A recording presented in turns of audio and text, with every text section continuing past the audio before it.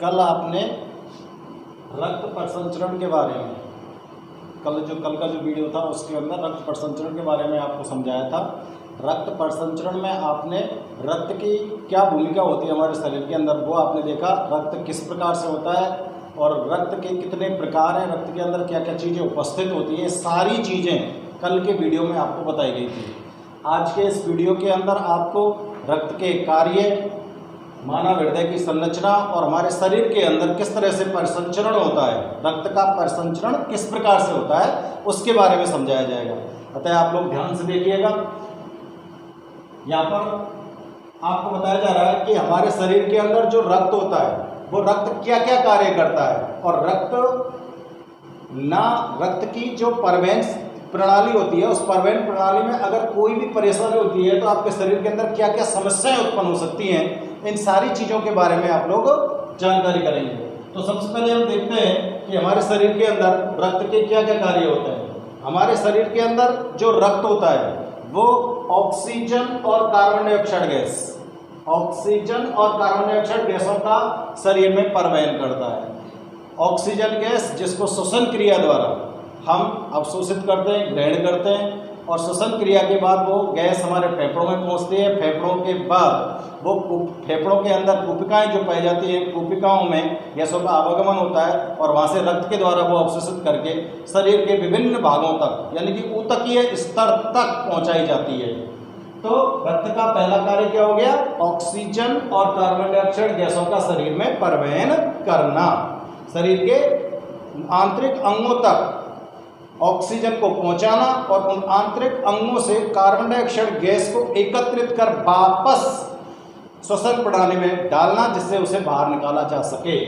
इसका रक्त का जो दूसरा कार्य होता है वो शरीर के अंदर पोषक तत्वों का परिवहन करना होता है। पोषक तत्व कौन से होते हैं? वे पदार्थ जिनको आप अपने भोजन के रूप में ग्रहण करते हैं।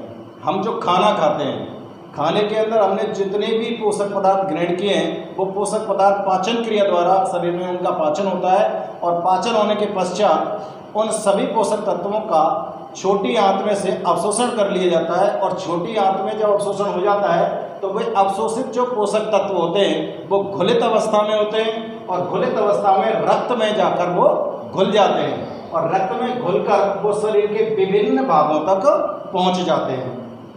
तो रक्त का दूसरा कार्य हो गया पोषक तत्वों का शरीर में परिवहन करना। रक्त का तीसरा कार्य हम देखेंगे हार्मोन्स का आवश्यकता अनुसार परिवहन करना। हार्मोन्स बच्चों, हार्मोन्स कहाँ से निकलते हैं? हार्मोन्स अंतःस्रावी ग्रंथियों से निकलते हैं। आपके शरीर के अंदर 8, 9, 10 लगभग अंतःस्रावी ग्रंथियाँ होती हैं जिनको चैप्टर के अगले लेक्चर में आपको बताया जाएगा। उन सभी अंतःस्रावी ग्रंथियों से ये हार्मोन्स निकलते हैं। ये एक रासायनिक पदार्थ होते हैं और ये इनको एक रासायनिक संदेश वाहक भी कहा जाता है।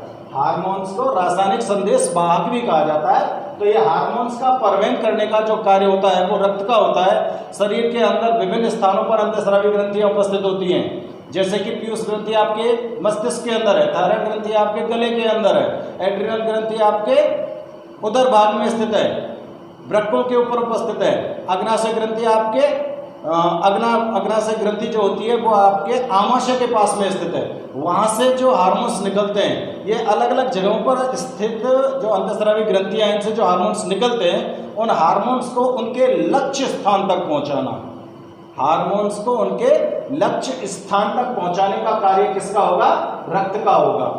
आवश्यकता अनुसार ऐसा नहीं होता कि हार्मोन्स को हर समय ये रक्त ग्रंथियों से निकालकर प्रवाहित करता है, ऐसा नहीं होता। जब जिस हार्मोन की जिस स्थान पर आवश्यकता होती है वहीं पर इसका परिवहन किया जाता है।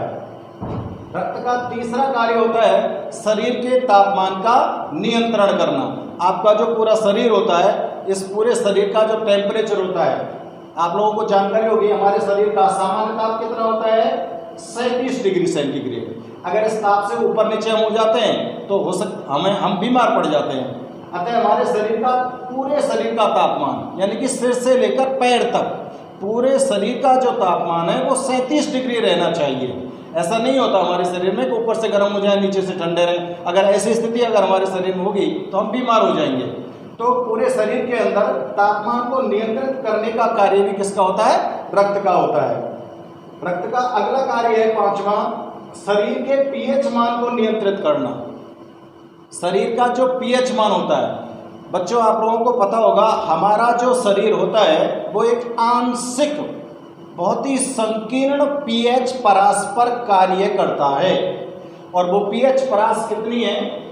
7.4 से 7.8 के बीच की जो पीएच परास है, केवल इसके बीच में ही आपका शरीर सुरक्षित रह सकता है। अगर इस पीएच परास से ऊंची या नीची स्थिति आई, यानी कि 7.8 से अगर ऊपर गया तो हम बीमार पड़ जाएंगे, और 7.4 से अगर नीचे आया तो हम बीमार पड़ जाएंगे। अतः इस संकीर्ण पीएच परास को नियमित रूप से बनाए रखने का जो कार्य होता है वो किसका होता है? रक्त का होता है। तो रक्त का कार्य होता है शरीर के पीएच मान को नियंत्रित करना। रक्त का अगला कार्य है शरीर में प्रतिरक्षा प्रणाली का संचालन करना। आपको अच्छी तरह से ध्यान होगा, पहले वाले जो लेक्चर था, पहले वाला जो वीडियो था, उसमें मैंने आपको बताया था कि हमारे रक्त के अंदर 3 प्रकार की, कितने प्रकार की? 3 प्रकार की रक्त कणिकाएं पाई जाती हैं जो रक्त का ठोस भाग होती हैं। इन रक्त कणिकाओं में एक रक्त कणिका थी WBC, और उस WBC को क्या बोलते हैं? श्वेत रुधिर कणिका। ये श्वेत रुधिर कणिकाएं जो होती हैं ये हमारे शरीर में प्रतिरक्षा तंत्र का निर्माण करती हैं, जो बाहरी रोगाणुओं से हमारे शरीर की सुरक्षा करती हैं। अतः हमारे शरीर के अंदर प्रतिरक्षा प्रणाली को स्थापित करने का कार्य भी किसका होता है? रक्त का होता है, क्योंकि रक्त के अंदर ही पाई जाने वाली कणिका होती है WBC। अगला रक्त का कार्य क्या होगा? उत्सर्जी पदार्थों को शरीर से बाहर निकालने में मदद करना। रक्त का एक बहुत ही महत्वपूर्ण कार्य है, बहुत ही इंपॉर्टेंट पॉइंट है कि हमारे शरीर के अंदर विभिन्न प्रकार के उत्सर्जी पदार्थ निकलते हैं।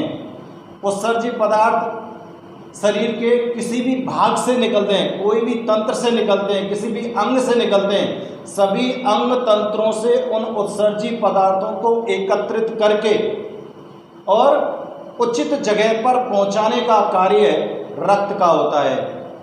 उसके बाद उन सभी अपशिष्ट पदार्थों को शरीर से बाहर त्याग दिया जाता है। तो ये आपके सामने रक्त के मैंने 7 कार्य बताए। एक बार दोबारा देखो, शरीर में ऑक्सीजन और कार्बन डाइऑक्साइड गैसों का परिवहन करने का कार्य रक्त का होता है। पोषक तत्वों का परिवहन करने का कार्य रक्त का होता है।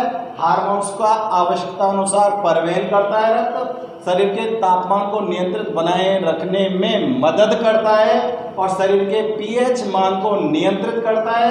शरीर में प्रतिरक्षा प्रणाली को स्थापित करता है और उत्सर्जी पदार्थों को उचित स्थान तक पहुंचाने का कार्य भी रक्त करता है। तो ये रक्त के बहुत ही महत्वपूर्ण 6-7 कार्य आपके सामने हैं। इसके बाद हम देखते हैं कि हमने देख लिया कि रक्त की संरचना क्या होती है, रक्त के कितने भाग होते हैं, रक्त के अंदर प्लाज्मा और कणिकाएं कौन कौन सी उपस्थित होती हैं, उसके बाद रक्त के कार्य हो गए। अब हम देखते हैं रक्त के प्रकार, रक्त कितने प्रकार का हो सकता है। तो दोस्तों रक्त जो होता है वो किसके आधार पर इसको किसके प्रकारों में बांटा जा सकता है। तो आपने देखा होगा कि रक्त के अंदर RBC उपस्थित होती है। RBC को क्या बोलते हैं? लाल रुधिर कणिका।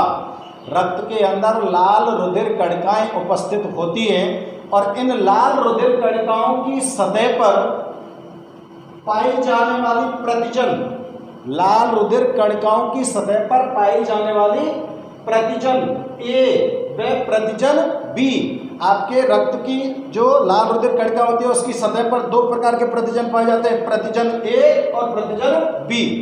तो लाल रुधिर कणिकाओं की सतह पर पाई जाने वाली प्रतिजन A और B की उपस्थिति और अनुपस्थिति के आधार पर रक्त को 4 समूह में वर्गीकृत किया गया है। रक्त का वर्गीकरण किसके आधार पर किया गया है? RBC की सतह पर पाए जाने वाले प्रतिजन A और प्रतिजन B की उपस्थिति व अनुपस्थिति के आधार पर रक्त को 4 समूहों में बांटा गया है और रक्त को समूहों में वर्गीकृत करने का कार्य किस वैज्ञानिक द्वारा किया गया था? रक्त को समूह में वर्गीकृत करने का कार्य किया गया था कार्ल लैंडस्टीनर ने। रक्त का वर्गीकरण किसने दिया? वैज्ञानिक का नाम है Karl Landsteiner. Karl Landsteiner नामक वैज्ञानिक ने रक्त का वर्गीकरण दिया था और इन्होंने बताया था कि रक्त को हम इन प्रतिजन की उपस्थिति और अनुपस्थिति के आधार पर 4 समूहों में बांट सकते हैं। और इन्होंने जो 4 समूह में रक्त को बांटा है वो कौन कौन से? रक्त समूह ए, रक्त समूह बी, रक्त समूह ए बी और रक्त समूह ओ। ये 4 रक्त वर्ग हैं, A B A B O. 4 रक्त वर्गों में कार्ल लैंड स्टीनर ने रक्त को बांटा है। अब हम देखते हैं कि देखो रक्त समूह जो ए होता है वो क्या होता है? रक्त समूह ए में प्रतिजन ए उपस्थित होता है। रक्त समूह ए में तो प्रतिजन ए उपस्थित होता है और रक्त समूह बी में प्रतिजन बी उपस्थित होता है। रक्त समूह ए में प्रतिजन ए उपस्थित होता है, रक्त समूह बी में प्रतिजन बी उपस्थित होता है और रक्त समूह ए बी में दोनों प्रतिजन ए और बी उपस्थित होते हैं। जबकि रक्त समूह ओ में कोई भी प्रतिजन उपस्थित नहीं होता है। चारों रक्त समूहों में प्रतिजन की उपस्थिति को आप अच्छी तरह से पहचानें। रक्त समूह ए में प्रतिजन ए उपस्थित होता है, रक्त समूह बी में प्रतिजन बी उपस्थित होता है, रक्त समूह ए बी में प्रतिजन ए और बी दोनों उपस्थित होते हैं। जबकि रक्त समूह ओ के अंदर कोई भी प्रतिजन उपस्थित नहीं होता है। और इस प्रकार का जो ये रक्त समूहों का वर्गीकरण है इसको कहा जाता है एबीओ समूहीकरण। रक्त समूहों का ये जो वर्गीकरण है इसको क्या कहा जाएगा? एबीओ समूहीकरण। अब इसके आगे देखा गया कि आरबीसी और ज्यादा डायग्नोसिस किया गया आरबीसी का। तो डायग्नोसिस करने पर पाया गया कि आरबीसी की जो सतह होती है उसके ऊपर हमने अभी आपको बताया था कि 2 प्रतिजन उपस्थित हैं, प्रतिजन ए और प्रतिजन बी। ये दोनों प्रतिजन आरबीसी की सतह पर उपस्थित हैं और इन दोनों प्रतिजनों के आधार पर हमने रक्त को 4 भागों में बांट दिया। लेकिन और अध्ययन करने पर पाया गया कि इस आरबीसी की सतह पर इन दोनों प्रतिजनों के अलावा आरबीसी की सतह पर इन दोनों प्रतिजनों के अलावा एक और प्रतिजन पाया जाता है जिसे आरएच कारक कहते हैं। आरबीसी की सतह पर प्रतिजन ए और प्रतिजन बी के अलावा एक और प्रतिजन पाया जाता है जिसे आरएच कारक कहते हैं। इस आरएच कारक की खोज इसी वैज्ञानिक ने, कौन से ने? कार्ल लैंड स्टीनर ने। आरएच कारक की खोजकर्ता कौन थे? यही वैज्ञानिक थे जिन्होंने रक्त समूहों की खोज को बनाया था या खोज की थी, कार्ल लैंड स्टीनर। इन्होंने आरएच कारक की खोज की और आरएच कारक की खोज इन्होंने कहां पर की थी? एक बंदर में। कहां पर की थी? एक बंदर में। और बंदर का नाम क्या है? मकाका रहीसस। बंदर का नाम मकाका रहीसस। बंदर का नाम क्या है? मकाका रहीसस। तो आरएच कारक की खोज मकाका रहीसस नामक बंदर में की गई थी। जिन व्यक्तियों के अंदर ये आरएच कारक पाया जाता है उनको आरएच पॉजिटिव या आरएच धनात्मक कहते हैं और जिन लोगों के अंदर ये आरएच कारक नहीं पाया जाता है उनको आरएच नेगेटिव या आरएच ऋणात्मक कहते हैं। और अगर बात की जाए कि पूरी दुनिया के अंदर कितने आरएच पॉजिटिव और नेगेटिव हो सकते हैं तो पूरे विश्व में लगभग 80% लोग आरएच पॉजिटिव होते हैं। पॉजिटिव और नेगेटिव को आपने कई बार देखा होगा, जब हम ब्लड टेस्ट कराने जाते हैं तो कई बार हमको पता होता है कि आपके 4 ब्लड ग्रुप हैं, ए बी और ओ। इन 4 ब्लड ग्रुपों के अंदर भी आपको कई बार मिलता है A positive, A negative, B positive, B negative, A B positive, A B negative, O positive, O negative. ये पॉजिटिव नेगेटिव क्या होते हैं? ये पॉजिटिव नेगेटिव वही है अगर रक्त समूह ए में आरएच कारक उपस्थित है तो ए पॉजिटिव हो गया और रक्त समूह ए के अंदर आरएच कारक उपस्थित नहीं है तो ए नेगेटिव हो गया। इसी प्रकार से अगर बी रक्त समूह में आरएच कारक है तो बी पॉजिटिव है, और अगर आरएच कारक नहीं है तो बी नेगेटिव है। तो आरएच कारक की उपस्थिति के आधार पर आपके रक्त वर्ग को पॉजिटिव और नेगेटिव बताया जाता है। ये रक्त के प्रकार और रक्तों के समूहीकरण के बारे में आप लोगों ने अच्छी तरह जाना। इसके बाद हम लोग देखते हैं कि रक्त के बारे में हमने जो जानकारी प्राप्त की है, उसके कार्य हमने देखे, उसके प्रकार हमने देखे, उसके ऊपर पाए जाने वाले प्रतिजनों की स्थिति को हमने पहचाना, आरएच कारक के बारे में हमने जानकारी प्राप्त की। इसके बाद हम देखते हैं कि हमारे शरीर के अंदर जो रक्त होता है वो किस तरह से प्रवाहित होता है। शरीर में जो रक्त होता है वो कैसे चलता है, किसके माध्यम से चलता है, और कौन इसको चलाता है, और कहाँ से स्टार्ट होता है, कहाँ जाकर ये रुक जाता है, या फिर ये लगातार चलता रहता है। इस सब की जानकारी करने के लिए हम वापस एक बार अपने टॉपिक की बात करते हैं, जिसको हमने पिछले वीडियो में बताया था कि परिसंचरण तंत्र। तो देखो बच्चों, परिसंचरण तंत्र के बारे में मैंने कल भी आपको बताया था। परिसंचरण का मतलब मैंने कल भी आपको ये बताया था, परिवहन करना। परिसंचरण का अर्थ क्या बताया था?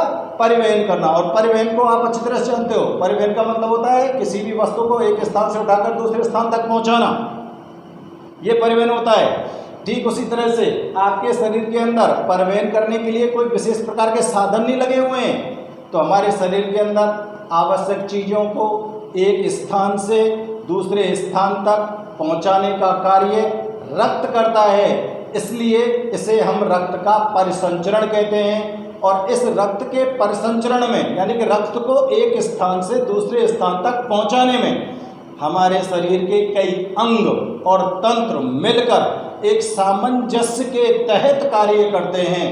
और उस सामंजस्य के तहत कार्य करने की जो व्यवस्था है, उस व्यवस्था को ही हम परिसंचरण तंत्र कहते हैं। तो देखो यहाँ पर मैंने इसकी परिभाषा भी आपके लिए लिखी है कि हमारे शरीर में रक्त द्वारा ऑक्सीजन व CO2 तथा आवश्यक पोषक तत्व और उत्सर्जी पदार्थों का परिवहन करना ही क्या कहलाता है?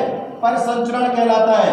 इस क्रिया में शरीर के कई अंग व तंत्र सम्मिलित होते हैं, अतः इसको हम परिसंचरण तंत्र कहते हैं। तो आप परिसंचरण तंत्र की परिभाषा को ध्यान से देखें। आपके शरीर के अंदर किस किस चीज का परिवहन होता है? ऑक्सीजन का, कार्बन डाइऑक्साइड का, आवश्यक पोषक तत्वों का और उत्सर्जी पदार्थों का। इन सभी का परिवहन आपके शरीर के अंदर होना आवश्यक होता है। और इन सभी को परिवहन करने के लिए हमारे शरीर में केवल रक्त ही एक ऐसा माध्यम है जो पूरे शरीर के अंदर फ्लो करता है, घूमता है, और वही इनको एक स्थान से दूसरे स्थान तक पहुंचाने का कार्य कर सकता है। अतः ये रक्त का परिसंचरण तंत्र कहलाता है।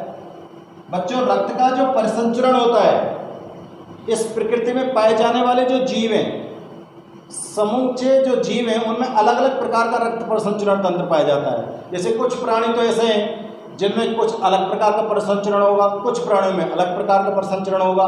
इसलिए रक्त के परिसंचरण को दो भागों में बांटा गया है। कितने भागों में बांटा गया है? दो भागों में बांटा गया है। पहला परिसंचरण तंत्र है खुला। पहला भाग है कौन सा? खुला।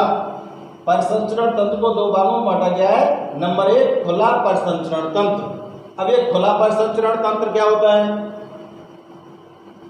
ऐसा परिसंचरण जिसके अंदर जो रक्त होता है वो बिना वाहिनियों के, वाहिनी का मतलब नली, आपके शरीर के अंदर नलियां पाई जाती है ना रक्त को एक स्थान से दूसरे स्थान तक ले जाने के लिए। मैं आपको बताऊंगा कौन कौन सी नलियां होती हैं। जैसे कि धमनी और सिराएं आपकी बॉडी के अंदर उपस्थित होती हैं और उनके अंदर ही रक्त बहता है, तो उनको हम रक्त वाहिनियां कहते हैं। तो हमारे शरीर के अंदर जो रक्त होता है वो बिना वाहिनियों के शरीर में खुले ही परिवहन करता है। शरीर में खुला ही परिवहन करता है।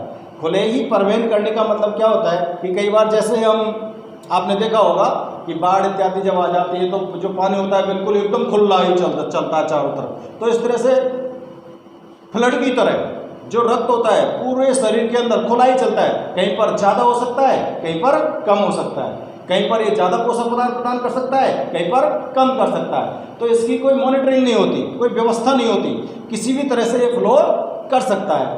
तो खुला परिसंचरण तंत्र की प्रक्रिया में जो रक्त होगा वो बिना वाहिनियों के शरीर के अंदर खुले के रूप में प्रवाहित होता है। और इसके उदाहरण जो है हम देख सकते हैं, मक्खी, मच्छर, कॉकरोच। खुला प्रसंचरण जिन प्राणियों में होता है जो आपके आसपास रहते हैं, आप लोग देख सकते हैं, कई बार आपने देखा होगा, मैं एग्जाम्पल के तौर पर आपको बताता हूँ।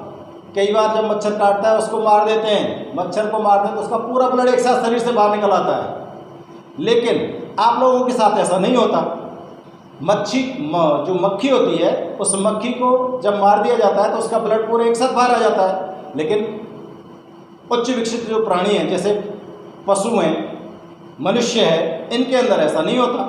इसका मतलब मक्खी, मच्छर, कॉकरोच, उनके अंदर अगर खुला प्रसंचरण है तो इन सभी प्राणियों के अंदर खुला तो नहीं है, कोई दूसरे प्रकार का प्रसंचरण हो सकता है।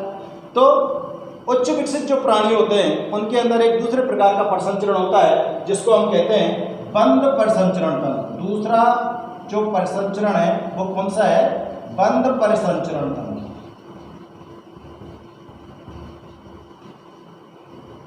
बंद प्रसंचरण तंत्र क्या होता है, इसको भी मैं आपको समझाता हूं। एक बार आप अच्छी तरह से पूरे इसका एक स्क्रीनशॉट ले लीजिए फटाफट से और इसके नोट्स बना लीजिए, ठीक है। अब आप देखें,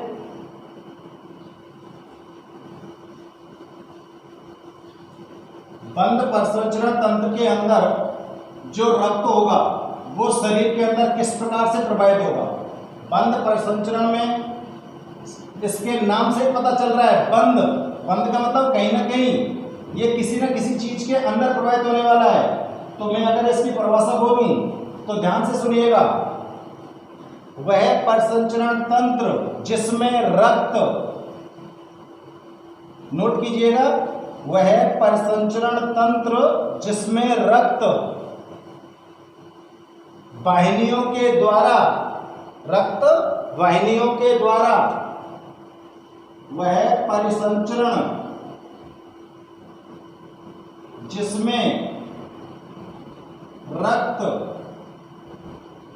वाहिनियों के द्वारा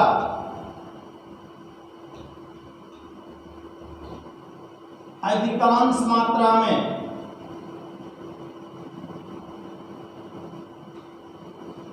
प्रवाहित होता है, अधिकांश मात्रा में प्रवाहित होता है और बहुत ही आंशिक रूप से, और आंशिक रूप से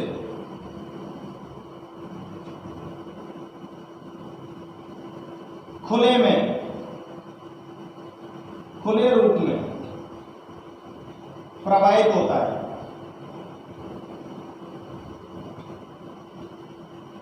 उसे बंद परिसंचरण, उसे बंद परिसंचरण तंत्र कहते हैं। जैसे पशु, पक्षी, मनुष्य, ये सभी उच्च विकसित प्राणी हैं। इन सभी उच्च विकसित प्राणियों के अंदर जो रक्त होगा वो रक्त वाहिनियों के अंदर प्रवाहित होगा, और रक्त वाहिनियों के अंदर प्रवाहित होगा, कोई थोड़ा बहुत आंशिक रूप से खुला रक्त हो सकता है। तो इसको ही हम क्या बोलेंगे? बंद प्रसंचरण तंत्र। तो बच्चों, आपको पता लग गया होगा कि हमारे शरीर के अंदर कौन से प्रकार का प्रसंचरण तंत्र पाया जा सकता है? बंद प्रकार का। हमारे शरीर के अंदर कौन सा प्रसंचरण होगा? बंद प्रकार का प्रसंचरण तंत्र पाया जाएगा। अब इस प्रसंचरण तंत्र को की जो प्रक्रिया है, इस प्रक्रिया का शरीर के अंदर महत्वपूर्ण केंद्र या महत्वपूर्ण अंग कौन सा होता है जो इस प्रसंचरण की समूची प्रक्रिया को पूर्ण करता है? इसका महत्वपूर्ण अंग कौन सा है? मानव का हृदय, जिसे हम प्रसंचरण का केंद्रीय अंग मानते हैं।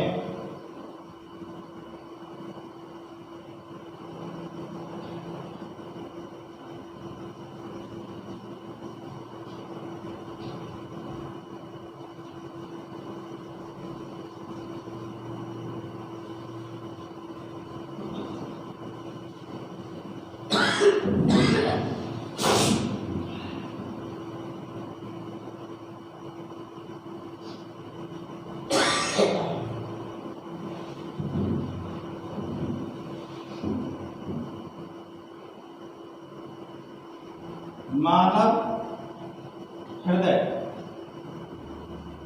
हमारे परिसंचरण का प्रमुख अंग मानव हृदय होता है। ये हृदय जो होता है ये समूचे शरीर के अंदर रक्त को पंप करता है। तो देखो हमारा हृदय क्या होता है, हमारा हृदय मांसपेशियों से बना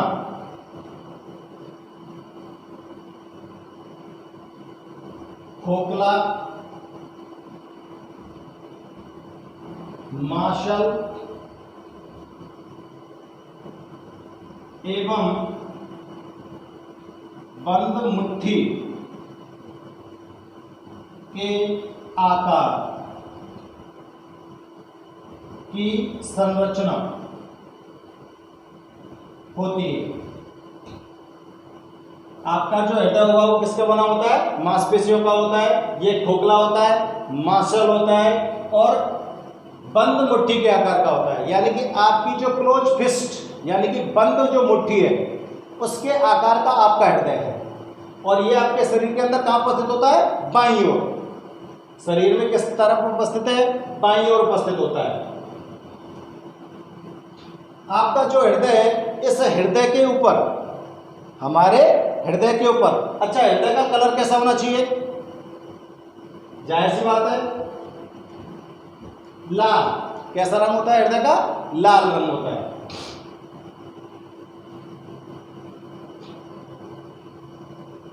हमारे हृदय के चारों ओर दोहरी झिल्ली से बना एक आवरण चढ़ा होता है जिसे हृदयावरण या पेरिकार्डियम हृदयावरण कहते हैं। आपके हृदय के चारों ओर दोहरी झिल्ली से बना एक आवरण चढ़ा होता है जिसको क्या बोलते हैं, हृदयावरण। देखो हृदयावरण कैसी झिल्ली से बना हुआ है, दोहरी झिल्ली से। दो झिल्ली हैं, एक और दो। इन दोनों झिल्लियों के बीच में थोड़ा सा गैप होता है। और जैसे पहली झिल्ली दूसरी झिल्ली, दोनों झिल्लियों के बीच में गैप है। इस जगह पर एक द्रव भरा होता है। दोनों झिल्लियों के बीच में क्या भरा होता है, एक द्रव भरा होता है जिसको क्या बोला जाएगा, दोनों झिल्लियों के मध्य एक द्रव भरा होता है जिसे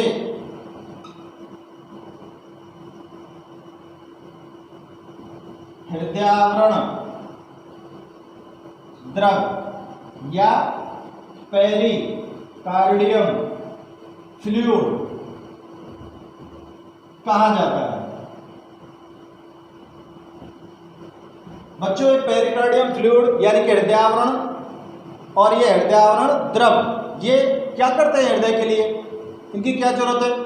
देखो आपका जो हृदय होता है ये मांसपेशियों से बना हुआ है, बहुत ही कोमल अंग है। आपके छाती में यानी कि वक्ष गुहा में बाईं ओर हृदय उपस्थित होता है। वक्ष गुहा में बाईं ओर जो हमारी रिज होती हैं, यानी कि रिज का मतलब ये पसलियां होती हैं। पसलियों के बीच में एक खांच बनी होती है, पसलियों के बीच में गुहा बनी होती है, एक कैविटी बनी हुई है। उस कैविटी के बीच में, पसलियों के बीच में जो कैविटी बनी हुई है, उस कैविटी के बीच में यहाँ पर इस तरह से ये हृदय रखा हुआ है। ये हृदय इस तरह से जब रखा हुआ है तो अब आपके शरीर के यहाँ पर कोई भी आघात लग सकता है, कोई भी चोट लग सकती है।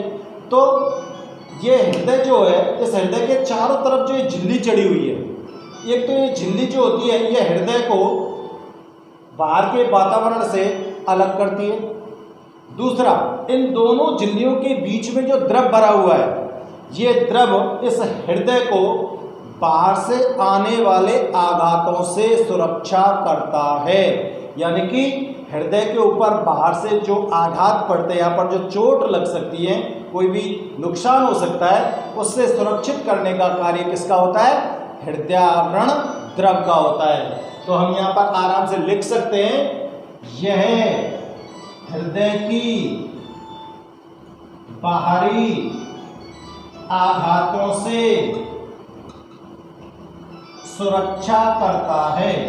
हृदयावरण जो होता है वो हृदय की बाहरी आघातों से क्या करता है? सुरक्षा करता है। तो आप लोग ध्यान से देखिएगा, कई बार ये 1 नंबर का जो क्वेश्चन होता है ये पूछा जाता है कि हृदयावरण किसे कहते हैं। बहुत ही इंपॉर्टेंट है, ध्यान से सुनिएगा। हृदयावरण क्या होता है? इस नाम का संधि विच्छेद करके देख लेना। हृदयावरण, हृदय प्लस आवरण, यानी कि हृदय को चारों तरफ से आवृत करने वाला, घेरने वाला, चारों तरफ से इसको ढकने वाली चीज क्या है? हृदयावरण। यानी कि हमारे हृदय के चारों ओर दोहरी झिल्ली से बना एक आवरण पाया जाता है जिसे हृदयावरण कहते हैं।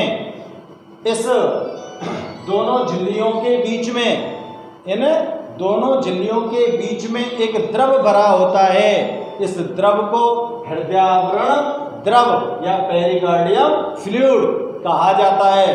और इसका कार्य क्या होता है? हमारे हृदय को बाहरी आघातों से सुरक्षित रखना होता है। तो हृदयावरण और हृदयावरण द्रव, इन दोनों के बारे में हमको ठीक से ध्यान रखना है। अब हम देखते हैं कि हमारे हृदय की संरचना किस प्रकार से होती है और ये परिसंचरण प्रणाली में आपके बॉडी के अंदर क्या क्या मदद करता है, किस तरह से इसके अंदर रक्त का परिवहन करता है ये हमारे शरीर के अंदर, ये सारी चीजें हम अब देखते हैं।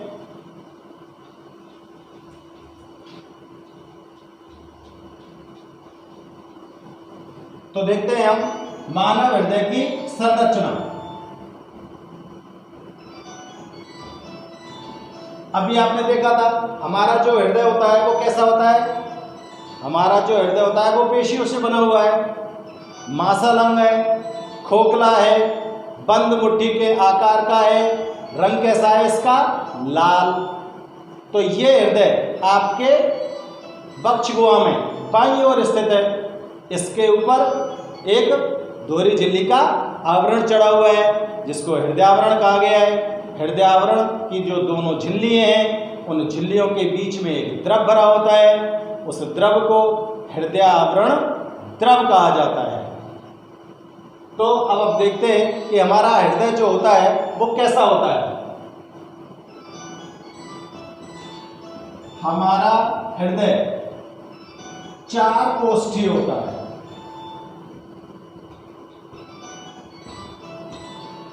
हमारा हृदय कैसा कोष्ठीय है? 4 कोष्ठीय है।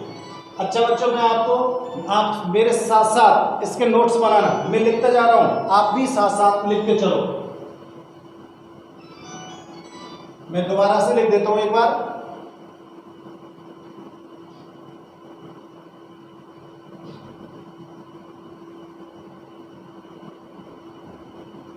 हमारा हृदय पेशियों से बना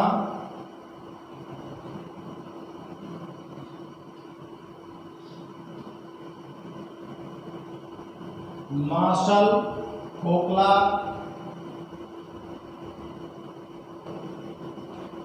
तथा बंद मुट्ठी के आकार का लाल रंग का अंग होता है जो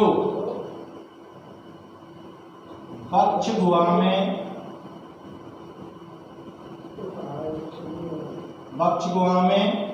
बाईं ओर स्थित होता है। वक्ष गुहा में बाईं ओर स्थित होता है। लिखते चलना, साथ साथ नोट्स बनाने हैं आपको।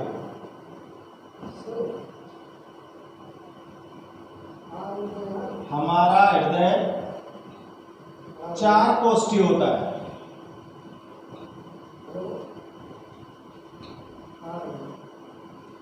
कितना कोष्ठी है? 4 कोष्ठी है। अब ये 4 कोष्ठ कौन कौन से होते हैं? इसमें 2 आलिंद तथा 2 निलय होते हैं।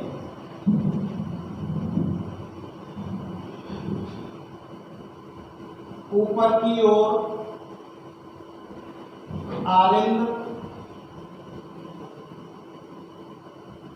ऊपर की ओर तथा निलय नीचे की ओर स्थित होते हैं। आलिंद तो कहां पर स्थित है? ऊपर की ओर। और निलय कहां पर स्थित है? नीचे की ओर। आलिंद जो होते हैं, आलिंद निलय की अपेक्षा, आलिंद निलय की अपेक्षा छोटे होते हैं। जो आलिंद, जो ऊपर जो 2 कोष्ठ है, वो ऊपर जो स्थित है उनको आलिंद बोला है हमने। वो जो आलिंद होते हैं वो निलय की अपेक्षा कैसे होते हैं? छोटे होते हैं। 2 हृदय को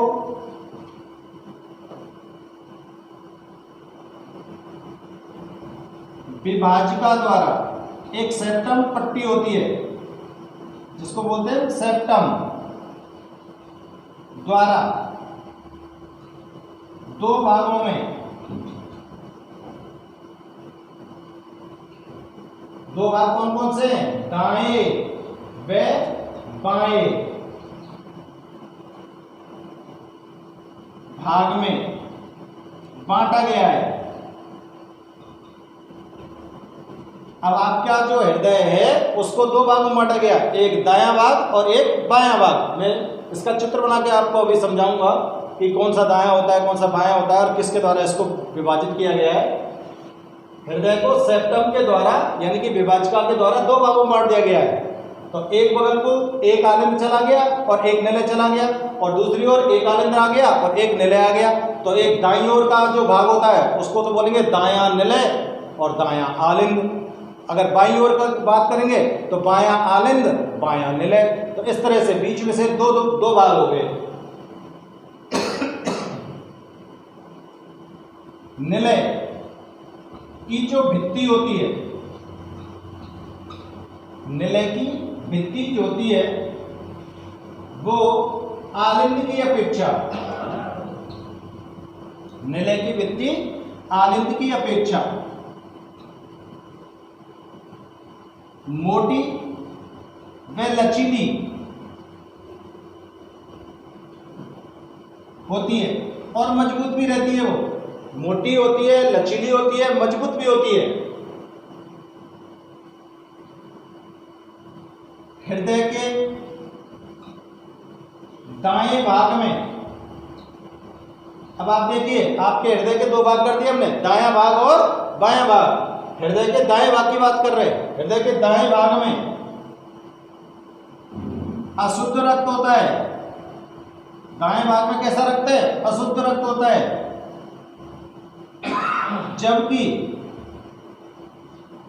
बाएं भाग में शुद्ध रक्त होता है।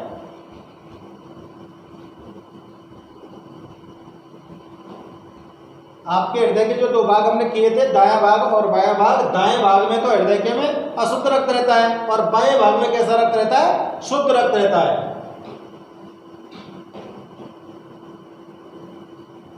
दाएं आलिंद और दाएं निलय के मध्य, दायां आलिंद और दायां जो निलय होता है उनके मध्य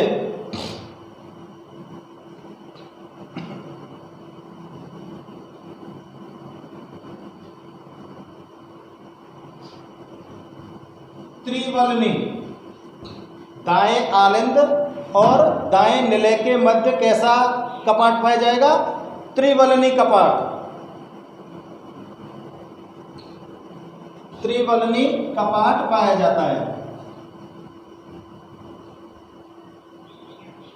दाएं आलिंद और दाएं निलय के मध्य त्रिवलनी कपाट पाया जाता है, जबकि बाएं आलिंद और बाएं निलय के मध्य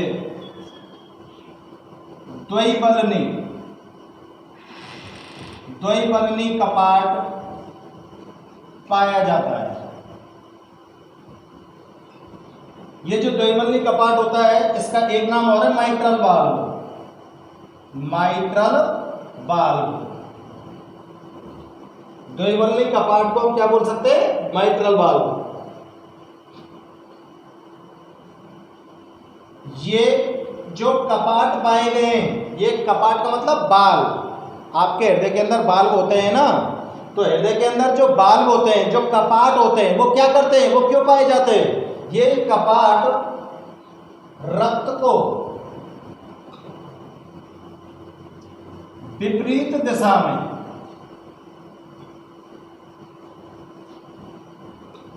जाने से रोकते हैं। बाल्वों का काम क्या हो गया? रक्त को विपरीत दिशा में जाने से रोकना। अब देखो, इन बाल्व या कपाट के, ये कपाट खुलते और बंद होते रहते हैं। इन बाल्व या कपाट के खुलने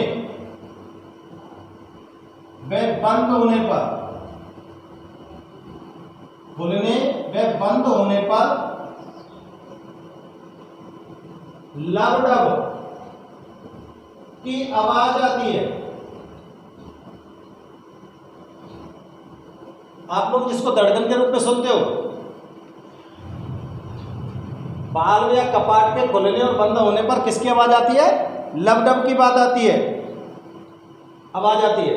अब आपके जो ये आलिंद और निलय होते हैं, आलिंद और निलय होते हैं, ये भी एक बहुत ही पतली सी झिल्ली होती है, उस झिल्ली के द्वारा पृथक पृथक रहते हैं। आलिंद और निलय भी बहुत ही पेशीय झिल्ली होती है, पतली सी, और उस पेशीय झिल्ली से भी कैसे होते हैं? पृथक पृथक रहते हैं। लिख देता हूं मैं, आलिंद और निलय, यानी कि दोनों आलिंद दोनों निलय, ये सब दाईं ओर और बाईं ओर, दायां आलिंद होता है, दायां निलय होता है, बायां आलिंद होता है, बायां निलय होता है। तो दाएं व बाएं आलिंद और निलय।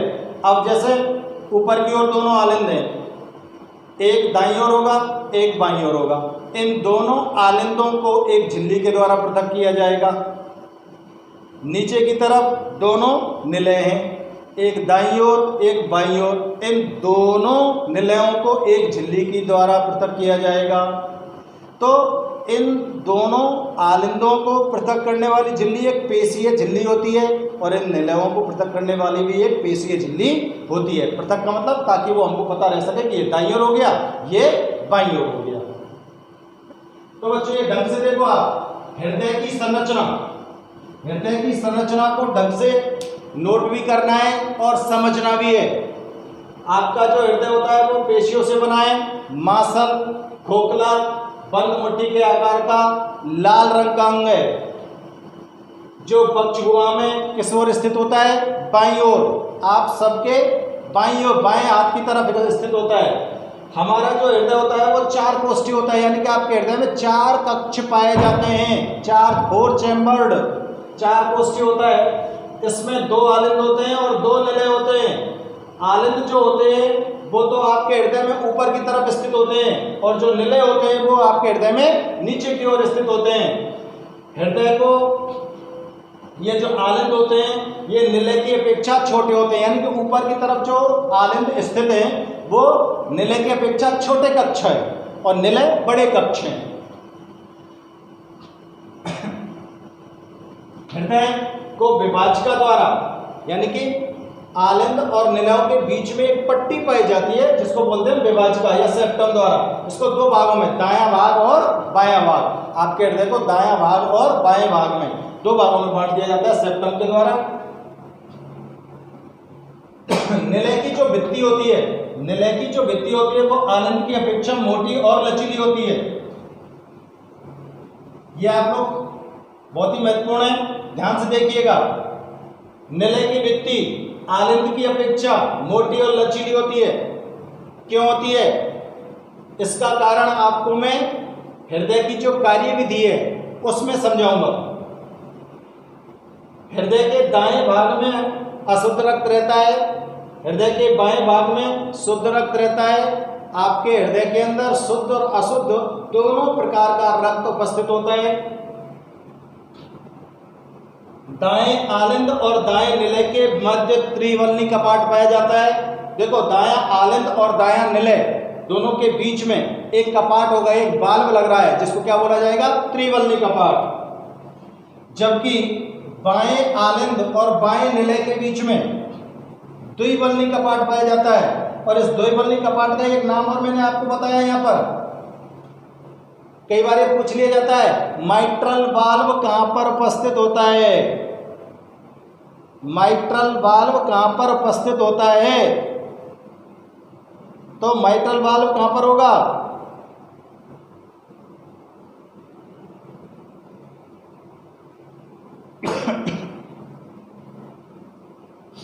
बाईं ओर आलिंद और निलय आपस में द्विवलनी कपाट के द्वारा,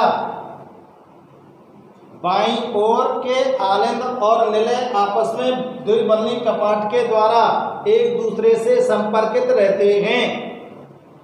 इस द्विवलनी कपाट को ही माइट्रल वाल्व कहा जाता है। ये जो कपाट यहाँ पर उपस्थित होते हैं, ये कपाट रक्त को विपरीत दिशा में जाने से रोकते हैं। यानी कि आलिंद से रक्त जब निलय में भर जाएगा तो ये वाल्व बंद हो जाता है और जब निलय संकुचित होगा तो ये रक्त वापस ऊपर ना चला जाए, तो वहां पर ये अपनी महत्वपूर्ण भूमिका निभाता है। इसलिए आपके हृदय के अंदर वाल्व उपस्थित होते हैं। इन वाल्व या कपाट के खुलने और बंद होने पर कैसी आवाज आपको सुनाई देगी? लब डब की आवाज हमको सुनाई देती है। यह आपके हृदय की संरचना हो गई। अब यहाँ पर बच्चों में आपके लिए हृदय की संरचना का एक चित्र बना देता हूं, ध्यान से देखिएगा। ये नोट हो गया सबका? नोट हो गया हो तो ठीक है, नहीं तो इसका स्क्रीनशॉट ले लीजिए, ले लो, ठीक है। हृदय की संरचना का ये जो आपने देखे संरचना जो आपने अभी अभी पढ़ी है, इस संरचना के आधार पर हम मानव हृदय का नामांकित चित्र बनाएंगे और उस चित्र को भी बड़े ध्यान से देखिएगा और सभी बच्चों को कोशिश करनी है कि हम चित्र बनाना सीख जाएं, क्योंकि एग्जाम में चित्र की बहुत ही महत्वपूर्ण भूमिका होती है।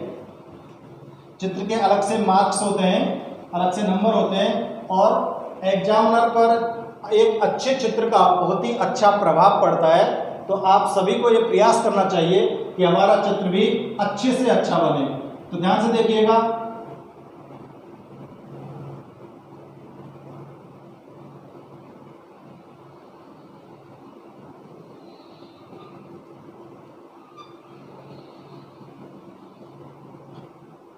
मेरे साथ साथ ड्रॉ करने की कोशिश कीजिए।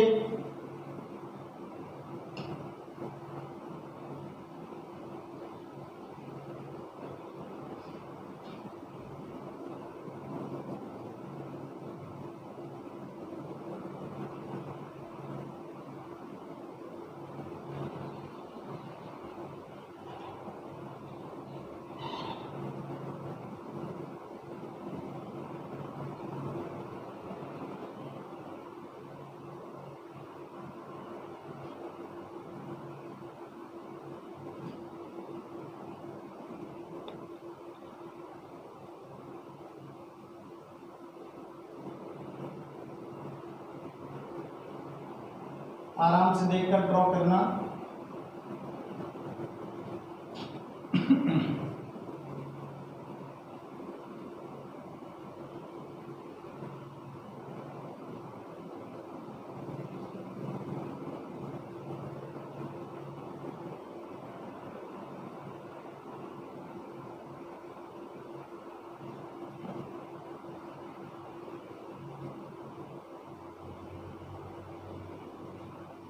देखो, ध्यान से देखो, मैं जहां पर भी लाइन खींचता हूं उसको ध्यान से देखते जाओ।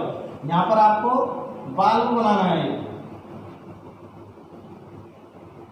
इन बाल्बों को बड़े ध्यान से बनाना है और इनकी बड़ी महत्वपूर्ण भूमिका है, इसलिए ये हमें जरूर बनाने हैं।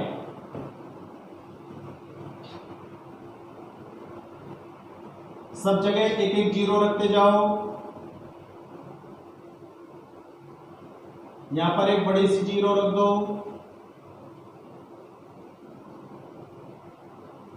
एक जीरो यहां पर रख दो,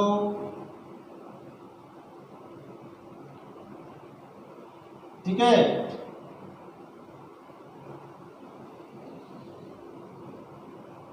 अब देखिए, मैं यहां से एक लाइन खींच रहा हूं,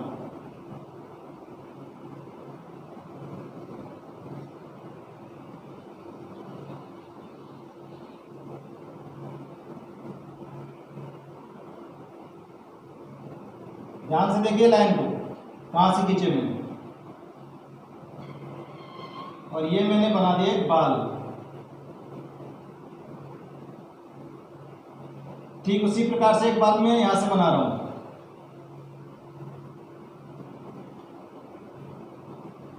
अब इसी प्रकार यहां से मैं एक लाइन खींच रहा हूं,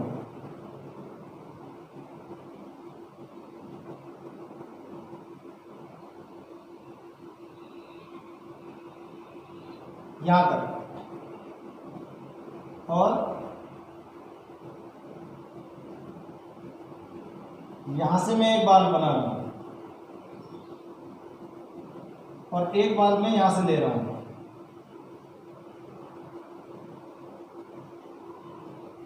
ठीक है, थोड़ा सा इसको और ले लेता हूं ठीक से।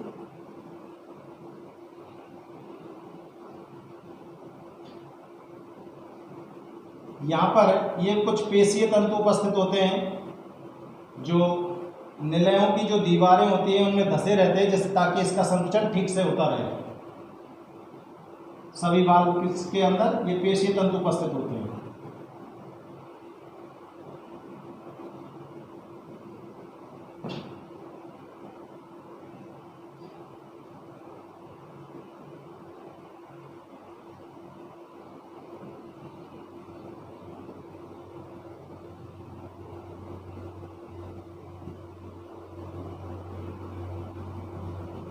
ये सेट करना है आपका, जिसको हमने बोला था विभाजिका।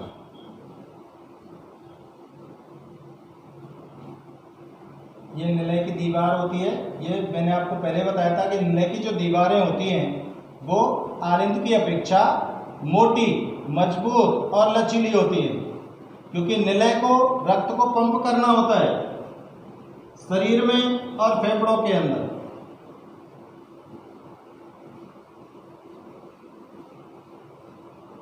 उसको हम गहरा भी कर सकते हैं।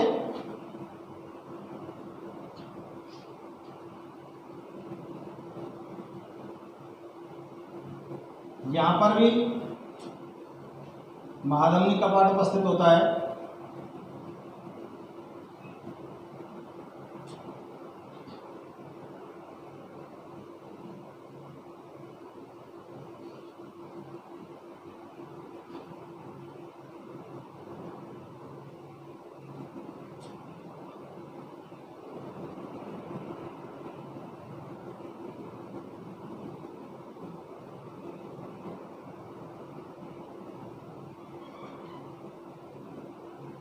ये फुफ्फुसीय धमनी, फुफ्फुसीय सिराएं होती हैं जो रक्त को फेफड़ों के पास ले जाती हैं और वहां से वापस लाती हैं।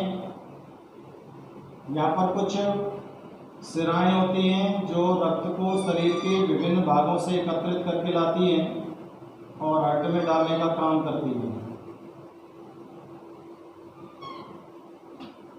यहाँ पर भी एक सिरा होती है जो रक्त को निचले शरीर का जो निचला हिस्सा होता है वहां से लाने का कार्य करती है। तो देखो बच्चों, ये आपके सामने आपका हृदय का मॉडल बन गया। ध्यान से देखना इसको। अब मैं इसका नामांकन करता हूं। इसको बोलते हैं हम महाशिरा। आपके हृदय के अंदर मैंने बताया था 4 कक्ष होते हैं। तो देखो, अगर मैं इस हिस्से को, ये विभाजिका हो गई, ये विभाजिका ने इसको बांट दिया, जिसको बोला था हमने सेप्टम या विभाजिका।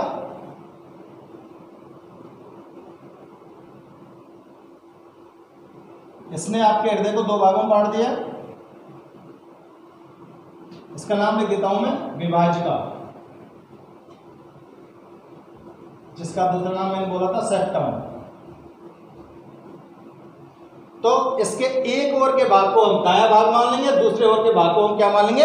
बायां भाग। जैसे मैं इसको मान रहा हूं दायां आलिंद। ऊपर का जो कक्ष है वो आलिंद है, ऊपर के दोनों कक्ष क्या है? आलिंद है। अगर ये दायां आलिंद है तो ये क्या हो सकता है? दायां निलय।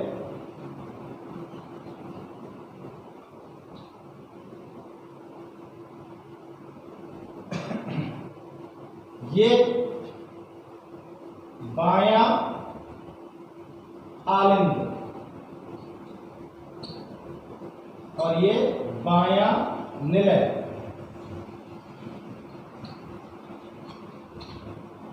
बायां आलिंद, बायां निलय। अब देखो, दाएं आलिंद और दाएं निलय के बीच में बाल्ब है। इस बाल्ब को क्या बोला था आपने? त्रिवलनी कपाट। त्रिवलनी कपाट। इसको एबी बाल्ब भी बोलते हैं, एबी बाल्ब, एंट्रियो वेंट्रिकुलर बाल्ब। अब देखो, इन दोनों के बीच में भी एक बाल्ब है, इसको क्या बोलोगे? द्विवलनी कपाट। इसका नाम मैंने बताया था क्या? दूसरा माइट्रल बाल्ब।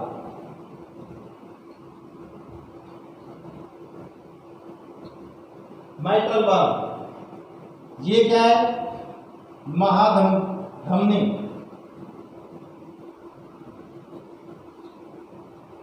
यहां पर ये फुफ्फुसीय धमनी, ये फुफ्फुसीय सिरा,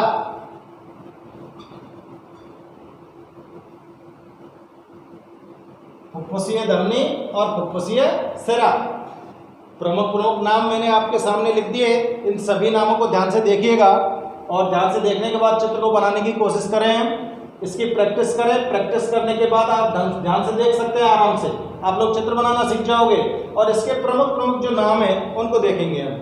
अब देखो, अभी मैंने आपको हृदय की संरचना जो मैंने आपको लिखी थी, जो आपने नोट की है, और संरचना के आधार पर आप अपना हृदय देख लीजिए। आपका जो हृदय होता है ये लाल रंग का है, मांसपेशियों से बना है और बंद मुट्ठी के आकार का है। हृदय के अंदर 4 कक्ष बताए थे, 1, 2, 3 और 4 कक्ष हो गए, जिनमें 2 आलिंद और 2 निलय। ऊपर के जो कक्ष हैं उनको हमने क्या बोला था? आलिंद, और नीचे के जो कक्ष हैं उनको हमने क्या बोला था? निलय। आलिंद जो होते हैं वो निलयों के अपेक्षा छोटे हैं। देखो, ये आलिंद है, ये निलय, ये छोटा है, ये निलय है, ये आलिंद है, छोटा है। ठीक है ना? तो आलिंद जो होते हैं वो निलयों की अपेक्षा क्या होते हैं? छोटे होते हैं। और निलय की जो भित्ति होती है, निलय की जो भित्ति होती है, जो दीवार होती है निलय की, वो थोड़ी सी मोटी होती है, मजबूत होती है और लचीली होती है, क्योंकि इस निलय को, रक्त को पंप करना होता है आगे की तरफ। जबकि आलिंद जो होता है वो तो एक ऐसा चैम्बर है, एक ऐसा कक्ष है जहां जिसमें आकर रक्त केवल एकत्रित होगा। इसे पंप करने का काम नहीं है। पंप करने का काम तो रक्त को किसको है? निलयों का। 4 कक्ष हो गए। अब ध्यान से देखिएगा, आपके हृदय को सेप्टम के द्वारा, विभाजिका के द्वारा दो भागों में बांटा गया है, दायां भाग बायां भाग। हृदय का जो दायां भाग है इसके अंदर तो कैसा रक्त रहेगा? अशुद्ध रक्त। और ये बायां भाग है, इस तरफ कैसा रक्त रहेगा? शुद्ध रक्त रहेगा। यानी कि शुद्ध और अशुद्ध दोनों रक्त एक साथ रहेंगे, लेकिन आपस में मिलेंगे नहीं। ये शुद्ध और रक्त अशुद्ध रक्त आपस में मिलते नहीं है, ये दोनों साथ साथ होते हैं। दायां जो आलिंद और निलय है, इन दोनों के बीच में कौन सा कपाट है? त्रिवलनी कपाट। दाएं आलिंद और दाएं निलय के बीच में कौन सा कपाट उपस्थित है? त्रिवलनी कपाट। जब ये दायां आलिंद फुल भर जाएगा, ये कपाट अमूमन कपाट बंद रहता है। जब ये फुल भर जाता है तो रक्त का दबाव जब बढ़ता है तो ये कपाट खुल जाता है और रक्त निकलकर कहाँ जाएगा? निलय के अंदर। और जब निलय के अंदर आ जाएगा तो जब इसके अंदर संकुचन होता है तो ये बालू जो होता है ये ऐसी स्थिति में रहते हैं जैसे संकुचित होते हैं, तुरंत इस तरह से बंद हो जाते हैं। बंद हो जाएंगे तो रक्त ऊपर तो जाएगा नहीं, सीधा यहाँ से निकल कर किसके अंदर जाएगा? फुफ्फुसीय धमनी के द्वारा। ये फुफ्फुसीय धमनी के अंदर पहुंच जाएगा यहाँ से सीधा। और फुफ्फुसीय धमनी कहाँ पर पहुंचा देती है? फेफड़ों। और फेफड़ों में O2 CO2 का परिवहन हो जाता है और वहां पर रक्त क्या हो जाता है? शुद्धिकरण हो जाता है। ठीक इसी तरह से इस तरफ बात करें हम, बाएं आलिंद और बाएं निलय के बीच में द्विवल्ली कपाट उपस्थित है। वही काम द्विवल्ली कपाट का है जो यहाँ पर त्रिवल्ली कपाट का होता है। इसका दूसरा नाम माइक्रोवाल्व है। यहां से रक्त निकलकर माधमनी में आता है और माधमनी जो होती है ये इसके अंदर, माधमनी के अंदर कैसा रक्त आएगा? शुद्ध। और ये शुद्ध रक्त आपके पूरे शरीर में बढ़ता चला जाता है। तो ये मानव हृदय की संरचना हो गई।